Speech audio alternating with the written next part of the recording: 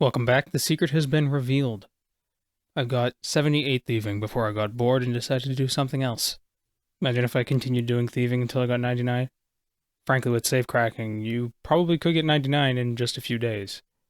The thing is, at higher levels you can unlock hidden safes, and a lot of those hidden safes are locked behind quests I haven't done yet and can't do yet, so I wouldn't want to do those yet. We're gonna wait to get to 99 thieving after we unlock more locations. We're probably going to get 99 thieving from Prifdinous elves, to be honest, because those are pretty good sources of herb lore ingredients like super attack, super strength, super defense, super magic, and super ranged potions. Also, you can get quite a lot of porters. I don't remember exactly what my skills were at the end of the last episode, but if you were keeping track of it, you can cross-reference it here with what's on the screen. You know, now that I think about it, I should probably get 90 thieving so I can open up player-owned ports and get started on that. I don't know. Let's get back to questing.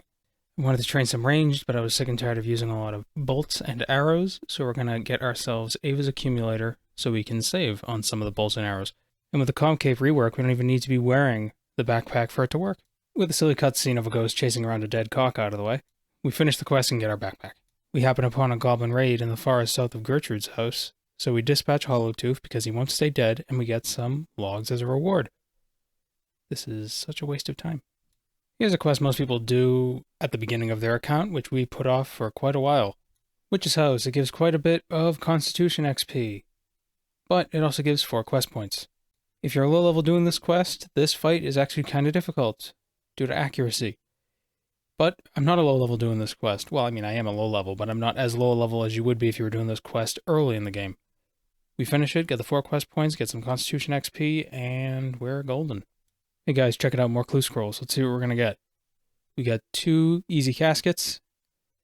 We got nothing from the first one, so we re-roll it. And, okay, nothing. Perhaps we'll get something better from the second, and we do. A red elegant blouse. I'm confused why it's only worth 850k. Most fortunate components go for about $1 mil. Maybe red elegant blouses are so rare that nobody really knows about them, so no one buys them. I got blue dragons as a slayer task. They're weak to bolts, so I'm using a 2-handed rune crossbow. How am I doing this, you ask? I need a dragonfire shield. Well, fortunately, if you use Protect from Magic and a regular anti-fire potion, you negate most of the dragonfire damage. With Magic Note Paper, which you can buy on the Grand Exchange for about 1k each, you can note all of the hides and the bones and still make a profit. And inside the Heroes Guild, this blue dragon spawns pretty quickly. And when I have to rebank for more food, I don't have to go through the entire Taverley dungeon again. I don't have 70 agility, so getting to the blue dragons in Taverley dungeon is a bit time consuming. It does take a while to kill the dragon, though. It's a bit tedious, if I'm honest. We're here in Taverley dungeon killing babies. They're a lot faster to kill.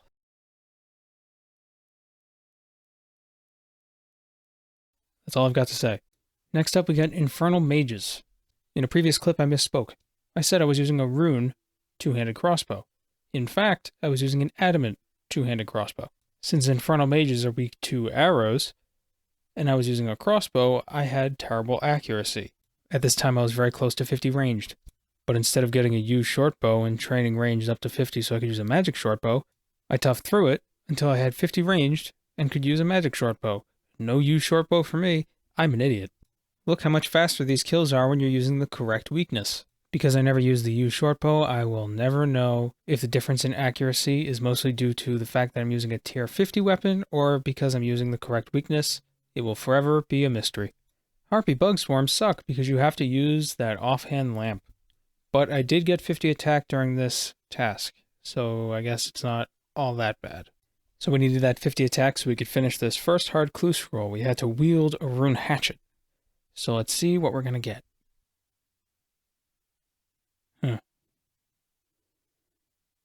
So what's those lighthouse teleports? Okay. Big Chompy Bird Hunting, Short Quest, Easy Quest, Completed Quest. With Big Chompy Bird Hunting out of the way, we can now do Zogre Flesh Eaters. Another easy quest, but this one has a boss fight at the end. This boss fight, if you don't use brutal arrows, takes reduced damage. I didn't really care, I just used magic anyway, didn't have any trouble. Pretty exciting, you get about 30k worth of bones. Wow. In my travels across Galenor, I ran into a glowing obelisk. At these obelisks, you can participate in what I believe is a weekly distractions and diversion, or maybe it's daily, where you collect spirit shards inside the spirit realm. The rewards, if you collect all 60 shards while in the spirit realm, is triple charm drops for a certain amount of time, I believe 20 minutes, or you can get some summoning ingredients. I opted to get the summoning ingredients because you also have a chance of getting the shaman pieces. The reward we got here was actually quite surprising. Not only did we get a shaman piece, but we also got a bunch of raw meat. That sells for about 1 mil. It's very surprising. We made 1 mil from a simple distraction and diversion. And we were here because we were going to sell the black gem from Zogra Flesh Eaters to Laurel Salika. He'll give you 5k. As a first resort, is kind of a tedious quest. I'm not a huge fan of it, but it gives a lot of hunter XP, so we're going to get it out of the way. We catch ourselves a family of platypus, and we find them a new home on the other side of town. Quest completed, and now we have access to the Uglog pools, which have a variety of uses, such as 20 minutes of infinite run energy, I believe it's 20 minutes, or a sizable hunter boost, which isn't as useful now that extreme hunter potions exist. Sheep Herder is another example of quests that give way too many quest points for the difficulty of the quest. This gives 4 quest points. I have no idea why. I wanted to be kind of nonchalant and arrogant and say, this quest is so easy, why do people have so much trouble with it? But this damn sheep doesn't want to move. It's stuck in the corner and it does not want to move.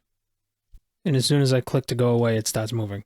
So we prod it into the pen where it will die. The poor thing, it will die. Considering I know how the elf quest line ends, this is kind of a shame. These sheep did not deserve this.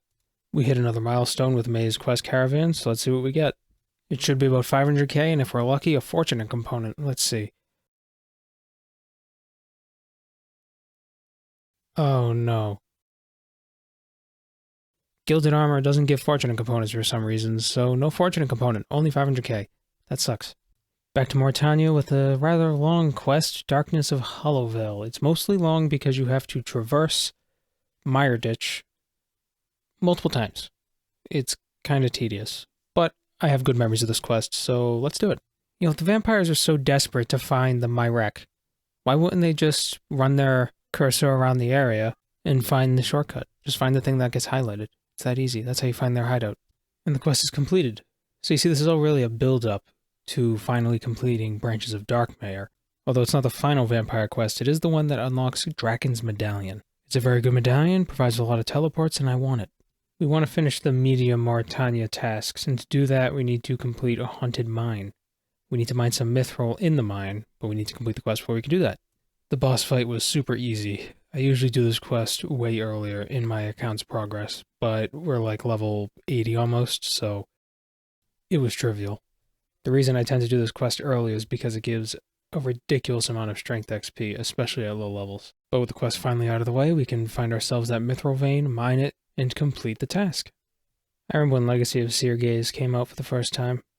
It was pretty exciting. We could finally craft blood runes. I couldn't because my rune crafting level was low. But those pre-rune span masochists were able to craft them anyway. Good on them. It seems kind of out of character for these guys, don't you think? It was kind of exciting, this quest being the quest where you finally get to kill these guys, because prior to this quest, there was absolutely no way to kill Firewatch. There was nothing you could do to kill them. I suppose that fact cemented the idea that this place was dangerous. Of course, it's not dangerous anymore, since we have a plethora of weapons to deal with these guys. I guess you can't be the apex predator forever, huh? With the Vire dead, we take its corpse, we bring it to the columbarium, we burn its body, we get the key, and then we get ourselves a blood talisman, ultimately finishing the quest. I want the Morytania legs too, so I could have a teleport to the slime pit under the ectofuntus. The problem is I have to wait for these mushrooms to grow, and that could take a few hours. So to kill some time, I'm using infernal ashes, and I'm going to sacrifice them to the ectofunctus, and then run underneath and collect an inventory worth of buckets of slime. When you use ashes, you don't have to grind the bones into dust, so it's a quicker trip. We're doing this so we can get enough ecto tokens and then use the tokens to buy first age gear, which boosts the prayer XP you get by up to 6% if you have the entire outfit. And if you have the modified headwear, you have a chance of saving bones when you bury them or sacrifice them on an altar. Each piece costs 1,000 ecto tokens, and you get 5 tokens every time you sacrifice something to the ectofunctus. Every 200 prayers is a piece of the set. And one like is one prayer, so like if you cry every time. Okay, great. The mushrooms finally grew, so that means we can complete the task set. We get the Morytania legs from Robin, and he also gives us a lamp, which we use in herb lore. These legs provide several bonuses, one of which is smithing cannonballs twice as fast in Port Phasmatis. We also have a 10% chance of getting a second blood rune per essence. Of course, we have to be wearing the legs for these effects to take effect. The operate function is to teleport to the slime pit under the ectofunctus 5 times a day, which basically means we can collect 140 slime every day. Useful for slowly getting prayer experience, if we're so inclined to do it. Which we might be. Finally, at all times, we can convert bones to slime and bone dust. Once a day, 13 bones. We can get free planks from Razmir. We get a Pyrolark storage chest. Lyra will protect our Canifis mushroom patch. Haunted tools no longer attack us. And olive oil can be bought from Razmir in 4 doses instead of 3. Several things, but good things. There's a Demonheim task which requires us to use a gem bag or an auto heater or some sort of item from the Dungeoneering token shop. So I wanted to try something with gems because I think it could be a quick way of leveling mining and crafting, but I'm not sure, so I want to test it out at some of the different gem rocks in the game. Much like the ore box, the gem bag can hold gems, so it's very useful if you're going to be mining gems. Just remember it can only hold uncut gems. Needless to say, I didn't stick with this for very long, but if you notice, you can get quite a lot of gems very fast with a high enough mining level. Basically, every swing gives you a gem. This could be a very fast way of leveling crafting if you're an Iron Man. You don't have to put a lot of effort into collecting materials when you could just mine gems. And cutting gems is very quick. It's some of the fastest crafting XP in the game. So if you can accumulate enough gems, you can get some pretty fast crafting XP. You just gotta get the gems, and that's where the time comes in. That's what's time consuming. Needless to say, I did not stick with this for very long. I did get an easy clue though, so let's see what we got.